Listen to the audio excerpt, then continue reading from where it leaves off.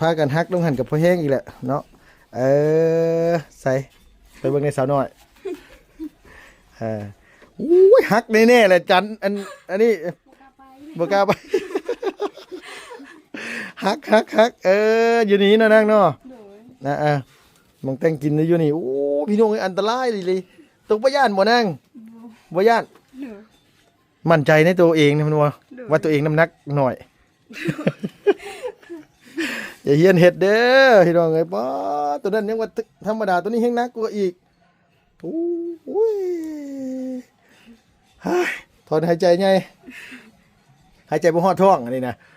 ทางพุ่นเห็นคักมุนบ่เลยหั่นน่ะอันนี้นี่คือเอาตัวนี้ปิดบังตาตัวเองไว้ซื่อย่างเข้าไปต้องพุทโธนำเด้อพี่น้องเอ้ยนี่กันใจเอาแท้เลยวุฒมันเอ็นบ่เลยหามันฮักบ่เลยนางเอ้ยมันแน่นอยู่วุฒถามมาดิโอ้ยอย่าไปโยกมัน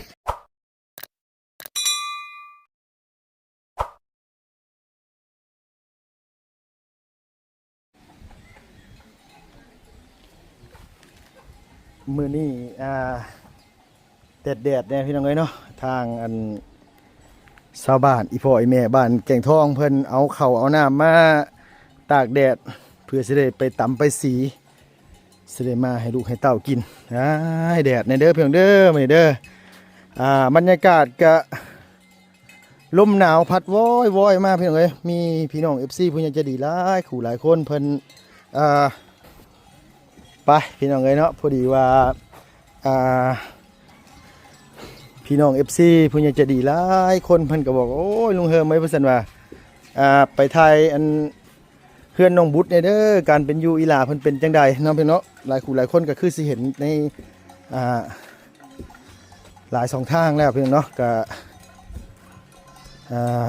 เพื่อนน้องก็คือพี่คือน้องเห็นแล้วพี่น้องเพิ่นก็อยู่กับพ่อแล้วก็กับน้องแม่กับบ่มีแต่ม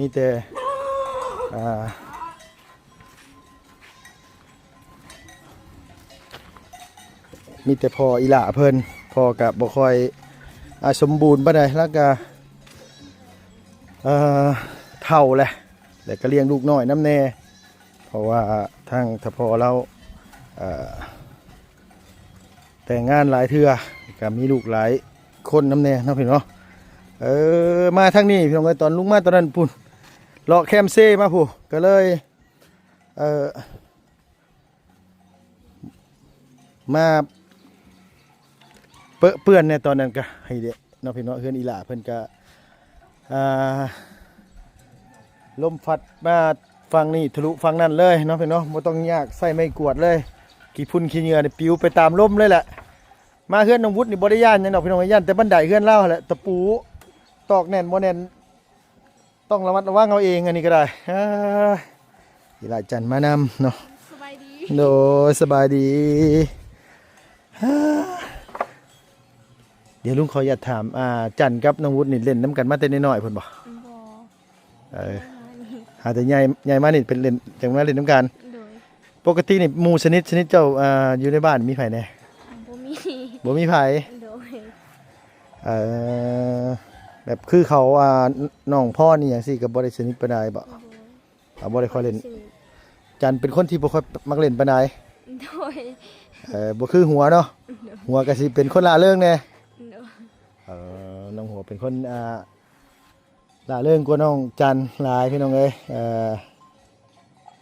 คือไปเวียงไปหยังก็บ่ได้ค่อยไปเล่นไปหยังบ่ล่ะอยู่เพื่อนมีแต่ออกไปซื้อเครื่องสำอางออกไปซื้อเครื่องใช้ไปซื้อเครื่องใช้กลับมาเนาะอ๋อไปพาขึ้นเนี่ยวุฒิขออนุญาตขึ้นเฮือนนี่เลยนางได้โตสัน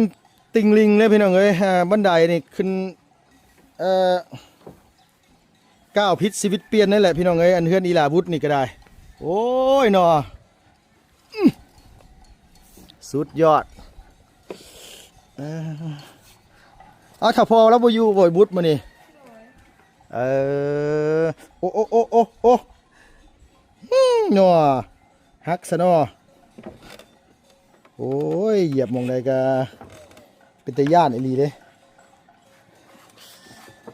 บุดน้ำไส้เจ้าอยู่ใส่นางน้ำไส้ตัวเอาใส่ตักน้ำเซโพดโพอ่า เซกันขึ้น ฮะ น้ำเซกันขึ้น เวลาน้ำเซขึ้นนี่บ่ได้ลงตักเลย เลย รอยื้อเข็นออกไปบันไดตักเอาอยู่นั่นหน้าเฮือนเลย เอามันขึ้นมาฮอดพี่บ่นาง เลย ท่วมบ่แต่ละเที่ย เลย เออ ดอกไม้ด้วยบ่ละหนักไปนี่ เอออันนี้นี่คือกันผลหัวใส่หัว เลย ปกติอีหลานอนอยู่ไสแต่บ่ทันได้นอนอยู่เฮือนน้องจันนะจะนอนอยู่เฮือนนี่นอนอยู่เฮือนนอนหม่องใด นอนอยู่นี่แหละ นอนอยู่พุ่น เลย เออเอาผ้าห่มซื้อมาให้ใส่ยังบ่ทันได้ใส่บ่ โดยยังทันใส่ เอาคือบ่ใส่ คนเดียว เอาคือบ่ใส่แล้วล่ะ พี่พอยังทันใส่ อ๋อ ข้าว โดย พื้นเก่าไปก่อน เออ พื้นเก่ายังใส่ได้ ผืนเก่ายังใส่ได้ อันนี้บ่ โดย แต่พอแล้วนอนอยู่นี้ โดย น้องๆเด้น้องๆนอนอยู่ไส น้องๆล่ะก็ไปนอนเพื่อนในบ้านนี่ อ๋อเพิ่นก็ไปนอนเฮือนหมู่เพิ่นคือกัน โดย นอนนี่คือถ้าพอผู้เดียว 2 คนกับน้อง น้องผู้นี้น้อยน่ะบ่ โดย อ๋อโดยอีหลายับมาฟังนี่เนี่ยทางนั้นมันสะท้อนแสงมันบ่ค่อยงามจักหน่อยสิว่าโอ้ยกล้องนุ่งเฮิมคือขี้ลายแท้สิว่าแหละเนาะโทษกล้องบ่ได้เด้อเฮ้ยเนาะมันสะท้อนแสงมันบ่ค่อยนี่ปานใดคือยามแรงๆสิก็คือตัวต้องมานึ่งข้าวให้พ่อให้น้องกินก่อน โดย อาบน้ำอาบในแล้วก็จังไปอันเฮือนน้องหัวเฮือนน้องจัน โดย คือบุตรกับน้องหัวนี่ฮู้จักกันมาแต่น้อยเพิ่นว่าล่ะ โดย เล่นน้ำกันมาแต่น้อยเพิ่นบ่ โดย เอากับจันนี่คือบ่ได้สนิทปานใด สนิทอยู่แต่ เพิ่นเป็นรุ่นน้อง โดย โดย เมื่อยพี่น้องเอ้ยหายใจบ่ติดคือหายใจบ่ทั่วท้องแต่บ่ได้เป็นได้ไดวะย่างมาซำนี้ซื่อก็คือว่าโพดบ่โพแท้บ่แม่นเนาะมื้อนี้ย่างมาแต่ปากทางบ่ได้เป็นไว้บ่เพิ่งนะบ่เอารถเข้ามาเฮือนนี่คือปลุกแต่ดนหรือยังนาง ไปโดนแล้วได้แหละประมาณ4 ปี5 ปี 4-5 ปีกว่านั้นอีกกว่านั้นก็ วัน 7-8 ปี โดยมันนั่นแหละ เดี๋ยวน้องคนที่อยู่กับเฒ่าพรผู้น้อยนั่นน่ะคือน้องกับแม่ใหม่เจ้าบ่ โดย แล้วมีลูกนํกันผู้หนึงบ่ โดย แล้วเมียเราตายปะ โดย ตอนนี้เราก็เลยอยู่กับลูกกับสุโตนี้ โดย บุตรนี่เป็นคนลูกคนแรกเลยบ่นางหรือว่าจังได โดยลูกคนที่2กับเมียคนที่สอง โดย ลูกถ้าพ่อทั้งเบิดทั้งมวลแต่งงานจักเทื่อ โดย แต่งงานหลายเทื่อบ่ ไปงานแลฮักกะ2เทื่อ สองเทื่อ โดย เอาก็กับแม่น้องน้อยๆนี่เพิ่นบ่ได้แต่งงานบ่ซะเพิ่นแต่งยังบ่ทันแต่งซ้ำมาอยู่นำกันซื่อ โดย ๆอ๋อแต่มีลูกนํกันคนหนึงแล้วก็เลยเสียป้าโตยามหนาวมันสิบ่หนาวบ่โทบ่เฮ้ย หนาว หนาว โดย เพราะว่าเพื่อนน้องก็ค่อนข้างสิบ่ได้มีแนวขันปานใดพอๆกับเพื่อนอีหล่าจันตอนแรกๆนั่นเนาะ โดย เออ แต่ว่ามันแน่นหนาอยู่แต่ว่าคือมันผามันนี่แหละมันบ่ได้ค่อยอันนี้ปานใดกับหลังคามันก็ค่อนข้างหลังกะสีเก่าแม่นบ่นาง โดย ฝนตกมาก็หัวเลยเนาะเฮ้ยเนาะ โดย เออเอาอันว่าอีหยังนะพี่น้องแพร่บัตร ตรงหน้าใหม่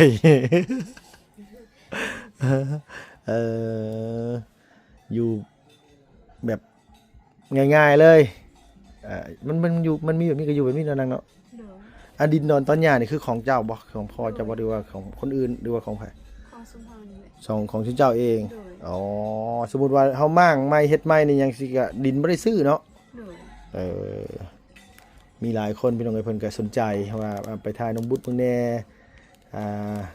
เพิ่นเขียนคำว่าหยังว่า3เสาใบเท่าหยังสักอย่างอะไรลุงก็บ่เข้าใจมันหมายความว่าจังได๋บ่ฮู้ก็บ่เข้าใจเนาะเพิ่นเนาะเพิ่นนี่ไปถ่ายน้องบุตรเบิ่งแน่ว่าซั่นว่าเฮือนอีหลาเพิ่นการเป็นอยู่จังไดตอนนั้นลุงมาน่ะมันค่ำแน่เนาะล่ะเนาะมื้อนั้นเนาะมันค่ำแล้วมีไผเข้ามาถ่ายแน่นี่ มี มีไผแน่ มีเบาบุญสารวัตรแล้วก็บ่เพิ่งแล้วก็ บ่จัน บ่จันทร์ บ่ไล่ โดย แล้วก็ลุงนี้เนาะ โดย เออมีการช่วยเหลือมีหยังแน่ล่ะตอนนี้ได้หยังแน่แล้ว ได้ผ้าห่มแล้วก็ได้สาดแล้วก็ได้ข้าวแล้วก็ได้เงินได้โท อ๋อ รศัพท์ หลายๆอย่างเต็มแล้ว โดย คือสิ่งที่บ่เคยได้มาก่อนนี่ก็คือโทรศัพท์ โดย เออได้โทรศัพท์ปุ๊บนี่มีผู้ว่าโทรมากิ่งเลยบ่มีอยู่บ่ มี มี โดย ผู้ว่าฟังไทยฟังลาวบ่ฮู้คือกัน โดย พี่น้องไงปีนี้บุตรอายุจักปีแล้วล่ะ ได้แล้วประมาณ18 18อาจารย์ได้ใช่อาจารย์ 17 17พอดีเลยบ่หรือว่า17กว่าๆแล้ว 17พอดีเลย บ่อีหลาเกิดวันหยังวันเดือนใด เดือนนี้แหละ เดือนนี้แหละ เดือน วันเนี่ยวันที่หยัง ลืมเลย ลืมแล้ว เอาก็บวกกันไปสมุนครัว บ่ได้เบิ่ง บ่ได้เบิ่งมีอยู่บ่ซื้อในไปสมุนครัว มี โดย อ๋อไปเบิ่งที่ละเนาะเคยจัดวันเกิดอยู่บ่ บ่ บ่เคยตั้งแต่เกิดมานี่นะ โดย เอาบ่เคยเห็นหมู่จัดวันเกิดบ่ ก็เคยอยู่ แต่ตัวบ่มีโอกาสได้จัด โดย สาเหตุเพราะหยังเฮ้ย บ่มี บ่มี โดย บ่มีวันเกิดหรือว่าบ่มีเงิน บ่มีเงิน อ๋อ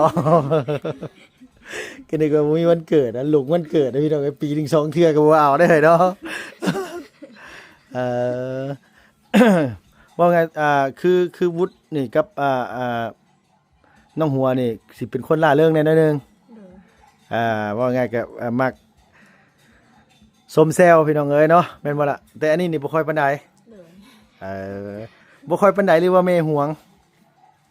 ฮะ แม่หวงวะ คือแบบว่าปีไรน้ำเซ่ขึ้นคักๆนี่ขึ้นแห้งบ่นะ ขึ้นแห้งท่วมหมดบ้าน ท่วมบ้าน ท่วมโดย เพื่อนตัวก็ท่วม โดย ไปอยู่ไสบ่นี่ อยู่นอกหมด ทางที่เก้า โดย แบบว่ามันท่วมหมดบ้านเลย โดย มันเคยบ่แบบว่าท่วมแบบเป็นอาทิตย์อหย่างสิเคยบ่เคย เคยแต่มัน มีแต่4-5 มื้อนี่ 3-4 มื้อ3-4มื้อก็มันก็ลงเนาะลงก็มันต้องมาเก็บกวาดใหม่อีกว่าที่นี่นะ โดย คือก้าวว่าน้ำสิขึ้นเลยคือเฮาขนของออกไปไว้นอกพุ่น โดย ไปหานอนอยู่เฮือนพี่น้องอยู่นอกพุ่น โดย บ้านนอกพุ่นเนาะมันแก่งทองนอกมันแบบมีบ่ปีต่อปีเลยอย่างสินะแบบ2-3 ปีเทื่อนึงหรือว่า ก็เป็นบางปี บางปี2เทื่อ3เทื่อก็มีบ่นะ บ่ บ่มี เพราะว่ามันขึ้นมันก็บ่ได้ขึ้นแฮง แต่ปีนั้นนั่นแหละแบบว่ามันขึ้นแฮง ป๊อบมันขึ้นหลายปานนั้นบ่เฮ้ยน้ำมื้อนี้ก็ได้ ลายกว่านี้ก็มี ฮะ ลายกว่านี้ก็มี เบิ่งกันอย่าไปอยู่จู มาเคลื่อนน้องบุดใกล้ดีเด้อพี่น้องเอ้ยนะเดี๋ยวไปแคมป์เซอาบน้ำเซมาแต่น้อยจนใหญ่เด้อ โดย กินน้ำเซมาแต่น้อยจนใหญ่ โดย ฝนตกสิเนี่ยสมมุติว่าน้ำเซขุ่นสิเอาใส่สนางกิน ฝนตกกะตรงใบน้ำฝน อ๋อตรงน้ำฝนไว้กิน โดย คือน้ำใส่ได้ซะ น้ำใสกับตั้งน้ำใส น้ำใส่กับตักน้ำเซ โดย ขุ่นบ่ขุ่นก็ซ้ำเก่าแค่สมมุติว่ามันแดงสิเฮาซักเสื้อผ้านี่เฮาตากไว้มันสิบ่อันนี้บ่นะ มันก็อันนั้นแหละมันก็เปื้อนคือเก่า มันบ่สะอาดเนาะ โดย ว่าไงว่าขี้ดินมันขี้ฝุ่นมันหลายสินะว่าไงซะ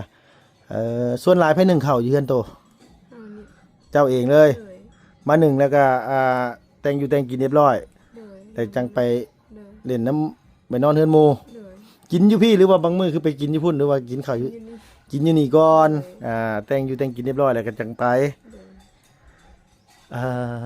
พื้นไฟใส่ซอยอีหล่าเอามาที่ใส่แล้วไฟฟ้าอหย่างสินะ เอาแต่เฮือนนาสาวนาบ้าน อ๋ออันนี้เอาต่อเฮือนเขาเจ้ามา โดย โอ้อันนี้เฮือนพี่น้องบ่ โดย พี่น้องแท้ๆเลยบ่นะ พี่น้องแท้ ทั้งพ่อเจ้าหรือทั้งแม่ ๆทั้งพ่อ อ๋อ พ่อเขาเป็นอาย อ๋อเฮือนอาบอก โดย ว่าภาษานี่ก็คือเฮือนอาเจ้าโอ้พ่อเจ้านั่นเป็นอ้ายเพิ่น โดย หันดินก็เลยติดกันแล้วก็เลยขอต่อน้ำเพิ่น โดย ค่าไฟมาเสียจังไดบัดนี้เพิ่นออกหรือว่าเฮาเสียซอย เขาออกน เฮาออกซอยกัน ำโดย สมมุติ 60,000สิก็คนละ30คนละเดือน อ๋อคนละเดือน โดย คือเดือนนี้เจ้าจ่ายเดือนหน้าเพิ่นจ่าย โดย แล้วเฮือนน้องจันได้สิจัน ก็ใจรวมกัน ถ้ารวมกันเวลาบินไผมาก็แชร์กันออก โดย สมมุติ60 90สิก็3คน4คนใส่ก็ช่วยกันจ่าย โดย อ๋อโดยพี่น้องเอ้ยแต่ว่าเพื่อนลุงจันทร์คือสิสบายเลยล่ะเพราะว่าทางลุงได้ให้สร้างไฟเพิ่นมาเขาให้แล้วแต่ว่าเรายังบ่ทันได้มาเนาะนางเนาะ โดย เพิ่นมามื้อใดก็ล่ะ สร้างน่ะ โดย ฮู้กัน เพิ่นบ่ได้แจ้งซ้ำ โดย หาน้องหัวฮู้อยู่ว่าเพิ่นสิมามื้อใดบ่ฮู้บ่เนาะ น้องพ่อฮู้ว่าเขาว่าสิมาวันอาทิตย์วันเสาร์นี่แหละ วันเสาร์วันอาทิตย์สิฮอดนี้ เลย มื้อนี้วันอังคาร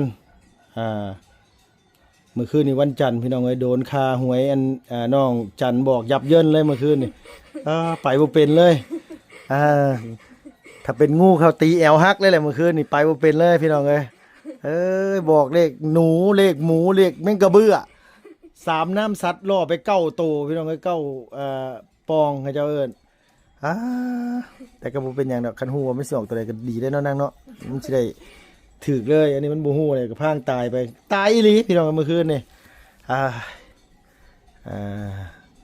อยู่นำกันจักคนน่ะอยู่นี่ 5 คน 5 คน เลย ทั้งพ่อนำ เลย รวมทั้งพ่อนะ5 คน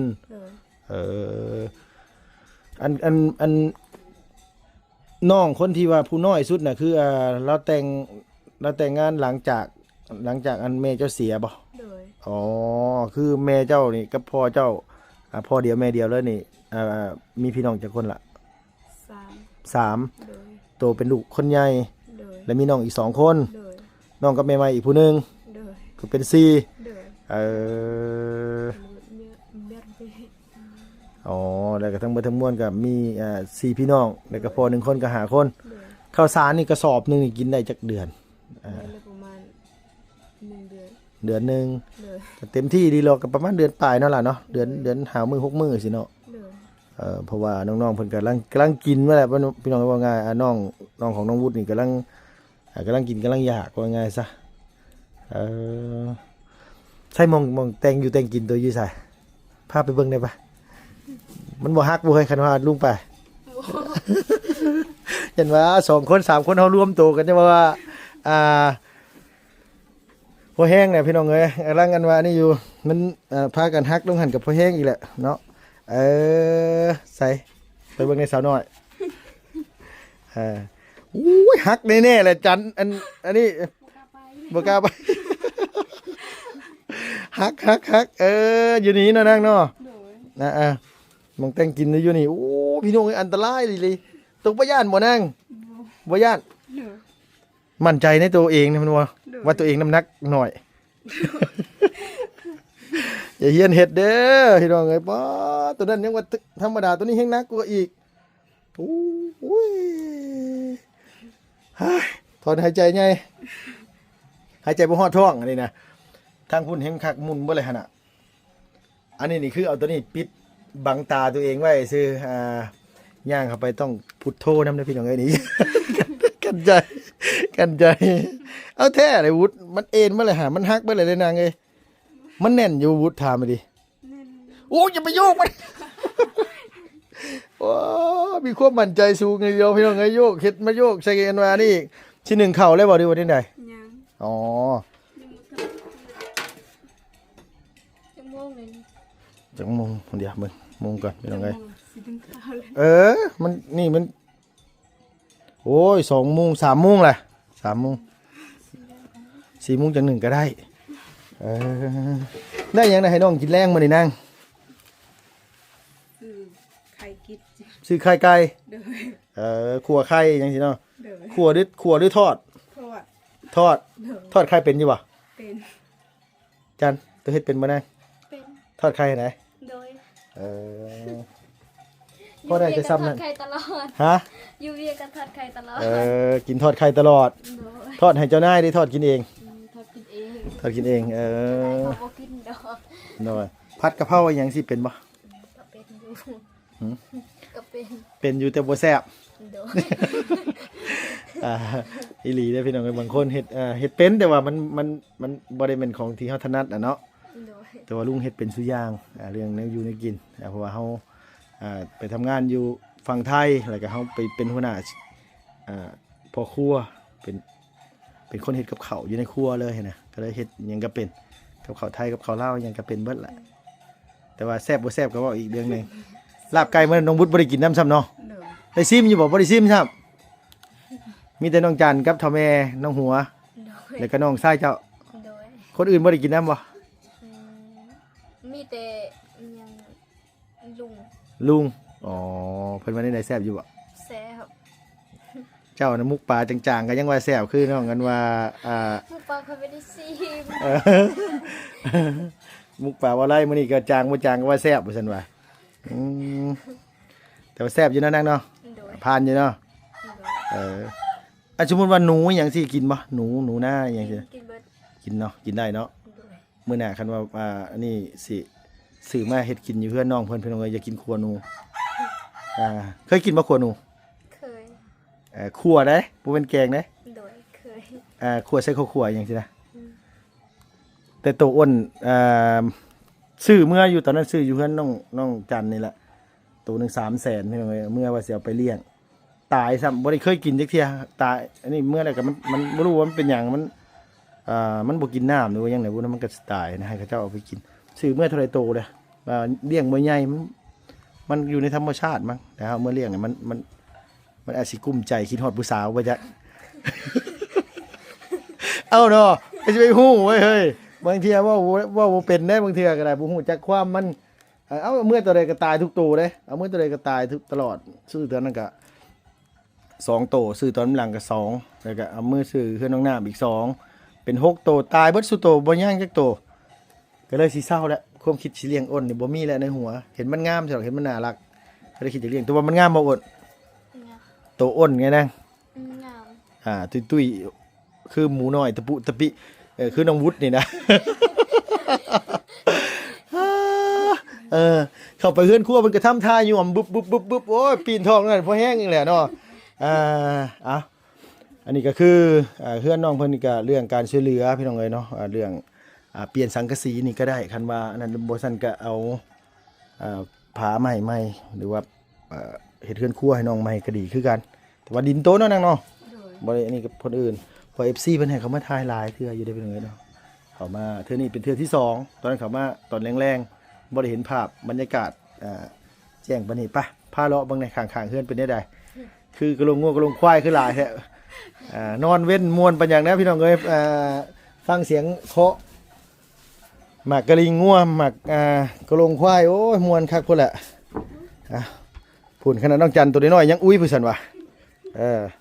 ลมวับลงหันกับพอแห้งแล้วมันก็ได้ปองอันว่าให้น้องบุตรระวังแหละอันนี้ก็หลอกบ่ได้เฮือนอันซานเพิ่นนี่ก็ได้มีแต่ว่าน้องมีแต่ว่าบ่เป็นหยังโอ้ยบ่ได้ว่าสั่นหยังได้ดินี่บ่ได้ว่าสั่นเมื่อยสั่นหยังได้สั่นย่านน้ำเซ่ขึ้นคักอลีพี่น้องเอ้ยมื้อนี้นะเนาะ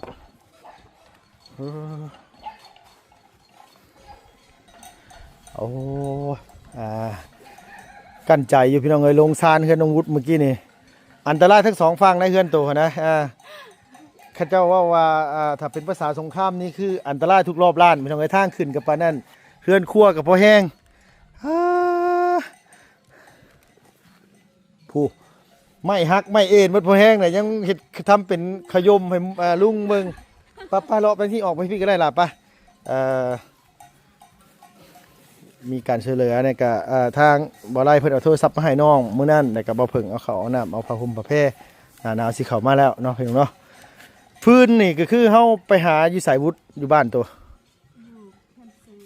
ข้ามเซไปฟังนั่นบ่โดยโอ้ยคิดถึงเฮ็ดอีหลาจันตอนนั้นพี่น้องเอ้ยสังกะสีแอมสิแหละตอนบ่ทันได้เปลี่ยนเฮ็ดตะเปาะตะแปะอยู่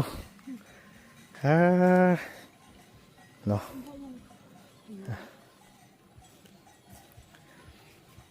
เก่าเลยได้บุตรเลยน้องบุตรเนาะเสาเฮือนก็สิเซ่ไปเลยอย่าเฮ็ดนะจันต้องถามก่อนนะว่ามีแฟนยังมีผัวหรือยังจังยับสายไฟหั่นไฟสดมาบ่มีไฟอันนี้เด้เนาะจะได้คันไอ้บุตรสิซอยลุงบ่ซอยได้ลุงนะบ่หยอกน้องเพิ่นพี่น้องเอ้ยเนาะอันนี้มันยังสะเฮือนครัวโอ้สบายดีเด้อแม่ โดยกำลังเฮ็ดหยังนึ่งข้าว เออ เออโดยไปบ่ได้หยังมีมาฝากมีแต่สิเอาเงินได้ให้พอได้ไปซื้อไข่มาให้น้องทอดบ่แรงซื้อเท่านึงนี่เชื่อจักพันนะซื้อไข่ล่ะจังพอกิน10-20,000ย่ามมื้อแรกนี่นัดกันไปอาบน้ำบ่เฮ้ยสุโตอาบน้ำเซอาบไผอาบมันคือบุตรอยู่ใกล้นี่ก็เสือเขียนแอวไปเลยเอาบ่แม่นแน่เนาะเขียนแอวนี่บ่ได้นะพี่น้องต้องเขียนเอิกเขียนแอวนี่ผู้บ่าวก็เดียวเบิ่งบุตรบ้านแหละเนาะมาหาบอกไปทุทีบ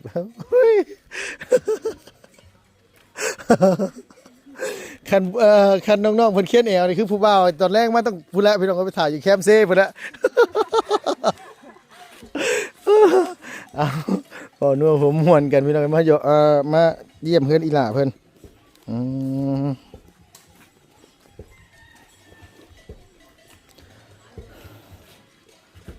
คืออยู่ในบ้านนี่โอ้มะกอกไหมต้นมะกอกคือเป็นแต่แพงเลยเฮ้ยบ่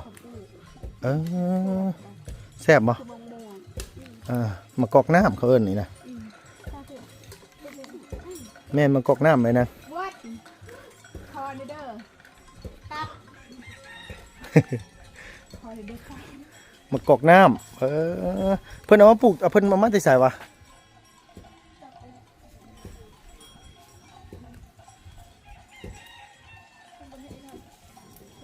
อย่าพังงามันทักของเพิ่นได้นะอย่าดึงแห้งแซ่บมะกอกน้ำไปอันนี้เอิ้นมะกอกน้ำกินกับมันว่าแจ่วกับพริกเกลือส้มวะแม่อันนี้มันมะกอกใส่แจ่วได้มะกอกน้ำเขานี่นะมะกอกกินกับแจ่วพริกเกลือเพิ่นเอามาปลูกต้นมันจะแพงแห้ง